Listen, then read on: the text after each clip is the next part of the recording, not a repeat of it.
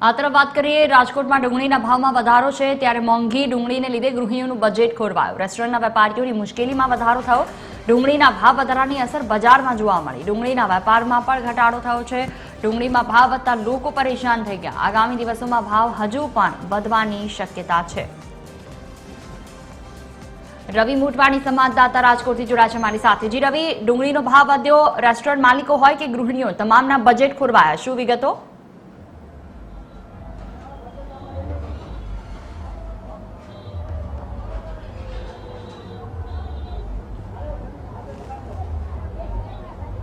જી રવિ, મારો અવાજ આવી રહ્યો છે આપને? જી જુહી, જરૂરથી જણાવી દઉં, જે રીતના વાત કરવામાં આવે દિવસે ને દિવસે દરેક વસ્તુના ભાવ વધી રહ્યા છે અને ખાસ કરીને ગરીબો માટેની કસ્તુરી કહેવાય છે ડુંગળી, તેના ભાવમાં વધારો થયો છે। 40 રૂપિયાની જે કિલો ડુંગળી વેચાતી હતી હવે 60 થી 75 રૂપિયાની ડુંગળીનું વેચાણ થઈ રહ્યું છે। ત્યારે આપણે ડુંગળીના વ્યવસાય સાથે લગભગ 35 થી 40 વર્ષથી જોડાયેલા તેવા નરેન્દ્રભાઈ રાઠોડ છે વેપારી, તેની સાથે જ વાત કરવાનો પ્રયાસ કરીશું। નરેન્દ્રભાઈ, શું કહેશો, ડુંગળીના ભાવ વધવા પાછળનું કારણ શું છે? કારણ ડુંગળી બગડી ગઈ, વરસાદ થયો ને એમાં, અને પાક આજે વખતે ઓછો હતો। હાવ કેટલો ભાવ વધારો આવ્યો છે? ભાવ અત્યારે 50% ભાવ વધારો 2 મહિનામાં।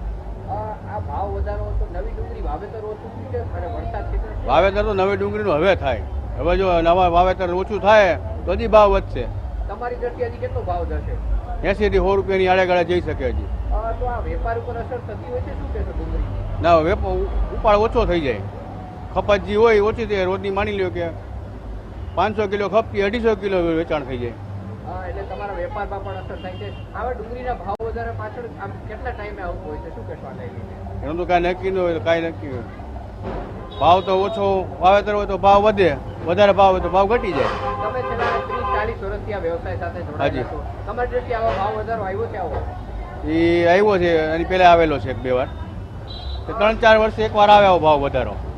તો આ વેપારી હતા જે કહી રહ્યા છે કે 3-4 વર્ષમાં એકવાર આવો ભાવ વધારો છે। ખાસ કરીને વાત કરવામાં આવે તો રાજકોટ યાર્ડની, તો રાજકોટ યાર્ડમાં પણ 600 ટન છે આજે ઓછી ડુંગળી આવક થઈ છે। આમ ભાવ સતત વધી રહ્યા તેવું લાગી રહ્યું છે। જી જોઈ, તમામ જાણકારી બદલ આભાર રવિ। ડુંગળીમાં ભાવ વધતા લોકો એક તરફ પરેશાન છે। તમામ જગ્યાઓ પર વધેલા ભાવ જેના કારણે ગૃહિણીઓ હોય કે રેસ્ટોરન્ટ માલિકો તમામના બજેટ ખોરવાયા।